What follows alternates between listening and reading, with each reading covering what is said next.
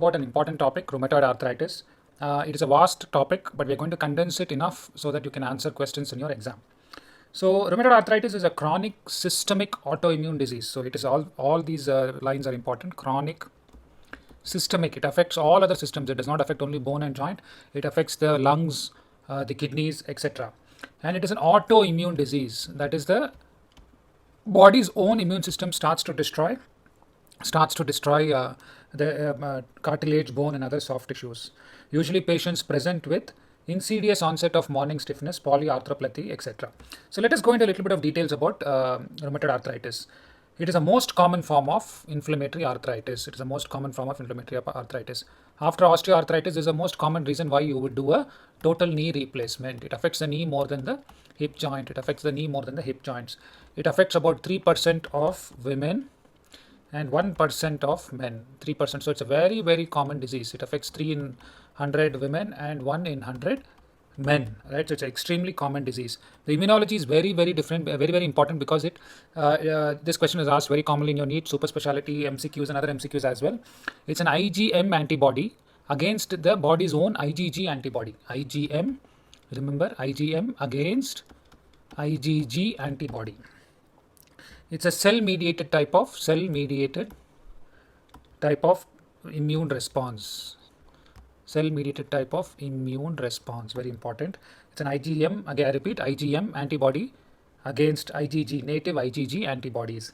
So these immune complexes are deposited. So they form immune complexes, cell-mediated immune complexes. These are deposited everywhere, including the synovial tissue, kidneys, lungs, and they cause end organ damage. So the mononuclear cells eventually destroy the surrounding tissue wherever these immune complexes are deposited. The cytokine factors, that is interleukin 1 and TNF alpha, are the ones which are a part of a cascade which leads to joint damage. So interleukin 1 and TNF alpha are a part of the cascade which destroys the joint. HLA is commonly known to cause, so there is a genetic component to it. The HLA involvement is usually DR4. This is also a question asked in MCQ and you should remember this. DR4 and DW8 are associated with genetic component of HLA component of rheumatoid arthritis. Very important. Now coming to the pathoanatomy, what are the cascade of events that happens? Antigen antibody complex is deposited in the synovium. Antigen antibody complex is deposited in the synovium. This causes microvascular proliferation and obstruction. Microvascular proliferation and obstruction. Right, and this causes finally the synovial pannus formation. Pannus formation is very unique to rheumatoid arthritis. Pannus is a tissue which is developed from the synovium. This eventually causes chondrocyte and cartilage damage, which eventually leads to deformity and bone damage. So this is the pathoanatomy or pathophysiology. Antigen antibody complexes are deposited in the synovium, causes microvascular proliferation obstruction, which forms systemic pannus, cause damage of the cartilage, eventually damage of the bone, and severe osteoarthritis. There are various medical conditions associated with rheumatoid arthritis, includes rheumatoid vasculitis, pericarditis, which is also seen, Felty syndrome, very commonly asked in your MCQs, rheumatoid arthritis with splenomegaly, a triad of rheumatoid arthritis, splenomegaly, and leukopenia. A triad of rheumatoid arthritis, splenomegaly, and leukopenia is called as Felty syndrome. Still's disease is acute onset RA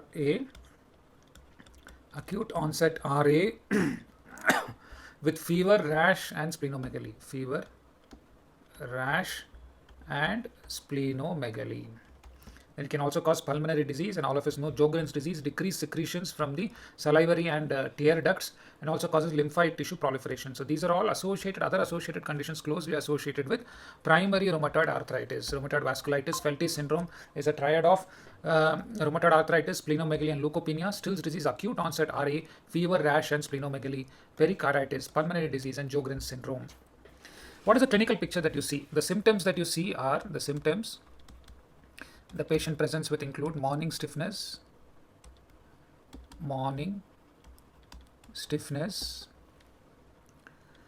Polyarthralgia or arthropathy, it usually affects the small joints of the hand and feet. It spares, very importantly, it spares the DIP joints of the hand. So, which disease causes arthritis of the DIP joints? It is psoriasis. Psoriatic arthropathy is associated with DIP joint. DIP joint is characteristically spared in rheumatoid arthritis. Signs, what would you see in the signs? You would see subcutaneous nodules, right, deformity in the hand, deformity and arthritis in the hand and feet. You can have swan neck deformity, boutonniere deformity, MCP joint subluxation in the hand, hallux valgus, claw toes, and metatarsophalangeal joint subluxation in the foot. And these are some of the symptoms and signs that the patient will present with. So how do you diagnose this? You first start off with taking radiographs. What will the radiographs show? The radiographs will show periarticular erosions and osteophytes. In the hip, there is sometimes you can see protrusio acetabulae. You can see osteopenia. Osteopenia is very commonly seen. You have decrease in the joint space, and you will have subluxation dislocations, and osteophyte formation, but not as much as in the osteoarthritis. What will you see in the lab, right? In the labs or investigations, the most specific and sensitive investigation is anti-CCP or anti-citrulinated citrulinated protein. So which is the most specific and sensitive test? It is anti-CCP. The other tests that will be positive include RA factor titer in the serum is most common. We look for the IgM antibody, which is against the FC portion of the IgG. So IgM antibody against the FC portion of IgG is detected as RA factor in the serum. It is only positive in 75 to 80% of patients. So patients with classically rheumatoid arthritis symptoms with RA factor negative are called as seronegative rheumatoid arthritis, right? Then you have an increase in increased ESR. Then you have increase in CRP. And you also have a new test which is called as anti-MCV. Anti-MCV is mutated citrulinated vimentin. So these are some of the lab tests that we have to do in case of rheumatoid arthritis. The most specific and sensitive that you have to remember is the anti-cyclic citrulinated protein or anti-CCP is positive. There are some revised criteria, diagnostic criteria based on the 1987 American Association for Rheumatology, right? So the morning stiffness must be more than 1 hour. Some of the criteria are morning stiffness more than 1 hour, swelling in more than 3 joints, rheumatoid nodules, radiographic changes in the hand including bony erosions and decalcification, systemic arthritis, positive serum rheumatoid factor, and arthritis of the hand. So if they have any of these 4 or more criteria are positive for a 6-week period, then it is indicative of rheumatoid arthritis. So what are the criteria?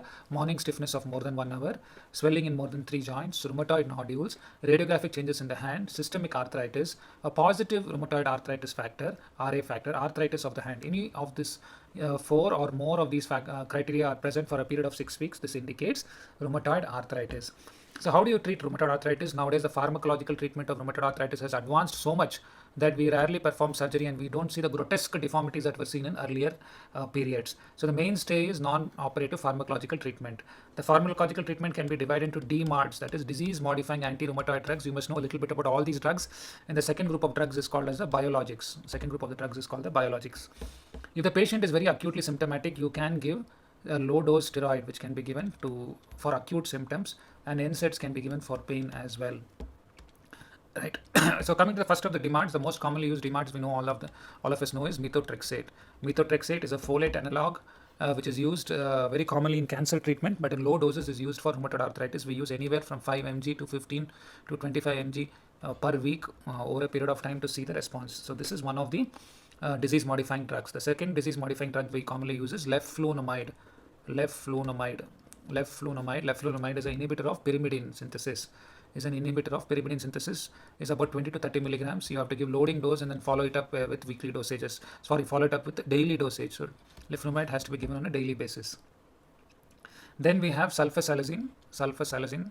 This should not be given in patients with sulfa allergy. So sulfasalazine, exact mechanism is not known, but it is very useful in rheumatoid arthritis. Then you have the HCQ or hydrochloric acid, chloroquine, which was initially one of the drugs which is anti-malarial, but over a period of time it has been found to be useful in rheumatoid arthritis also. So these are some of the disease-modifying drugs: methotrexate, leflunomide. Methotrexate is first line, leflunomide is second line. Sulfasalazine, hydrochloric acid, hydrochloroquine are used in combination with these 2 drugs.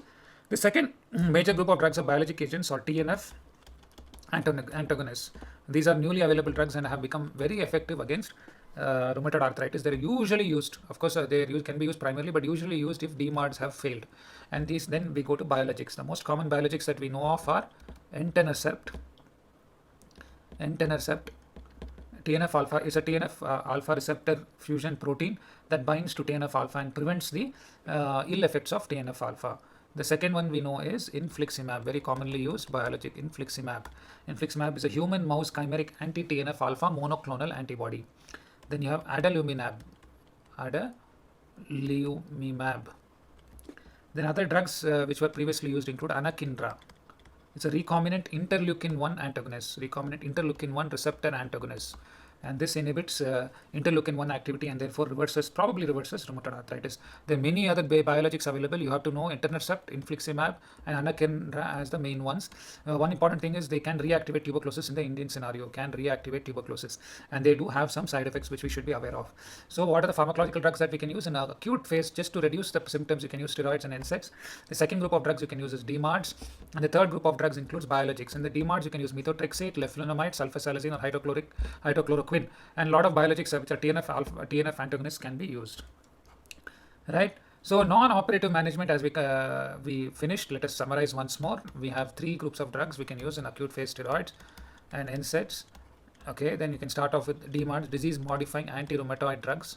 Then we have biologics. This is the mainstay of treatment nowadays. Early detection and treatment of rheumatoid arthritis has decreased the number of grotesque deformities that we see in these patients.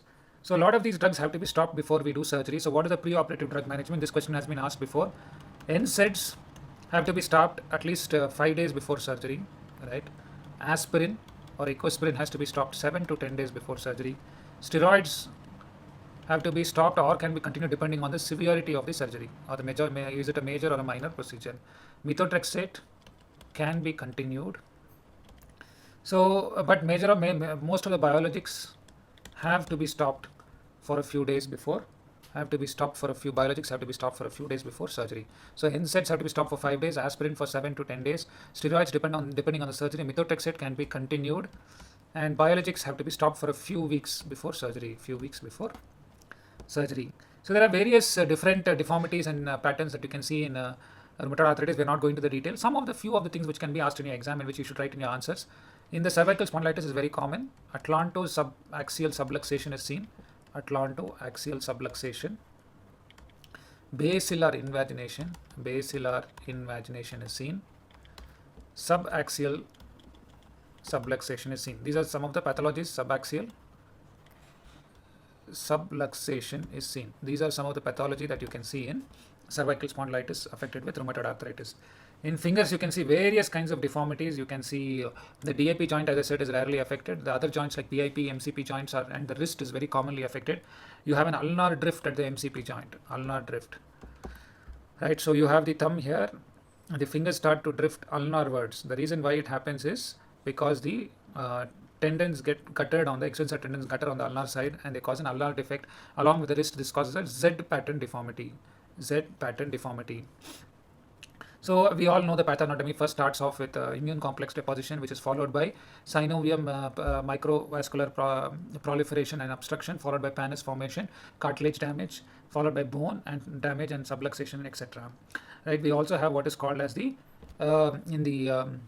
wrist. You have what is called as the caput ulnar syndrome. In the wrist, we have what is called as the caput ulnar syndrome, and because of the caput ulnar syndrome, you can have rupture of the you can have DRG arthritis and rupture of the extensor tendon. They usually start from the ulnar side and go towards the radial side.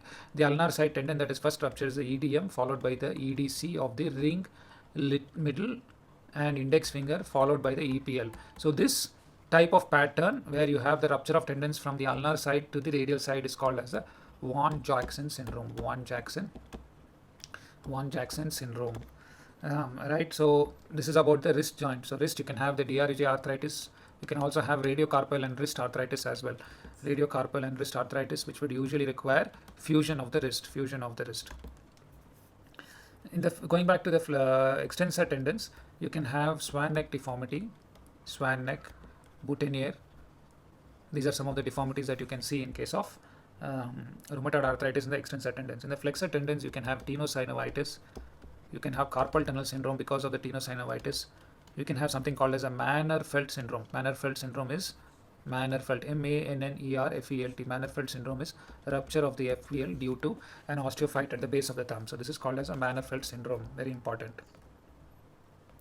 Now coming to some conditions in the elbow and shoulder. Elbow becomes, you have very severe arthritis that can happen. Patient will have decreased in the range of motion. One of the most common indications for total elbow replacement is a rheumatoid arthritis of the elbow. Then you can also have a subcutaneous nodule or a rheumatoid nodule, which is seen in the extensor aspect of the elbow. Shoulder arthritis can happen, is less common than the elbow issues. Right, in the knee, very commonly we have osteoarthritis. You have a valgus type of knee, which is common, which we'll discuss in the knee chapter or knee topic. This is the second most common cause of arthritis in the knee after osteoarthritis. Osteoarthritis is the most common cause most common cause why you do a TKR. The second most common cause why you do a TKR is rheumatoid arthritis. In the foot and toe, you have various problems. It includes hallux valgus, and you can also have hammer toe, right? And then you have toe hyperextension deformity. There are various different deformities that can happen. You can have talonavicular arthritis. So these are some of the common foot and toe problems. So this is in brief about rheumatoid arthritis. I hope it helped you. We will discuss the individual conditions in more detail when we come to that specific condition. Thank you very much.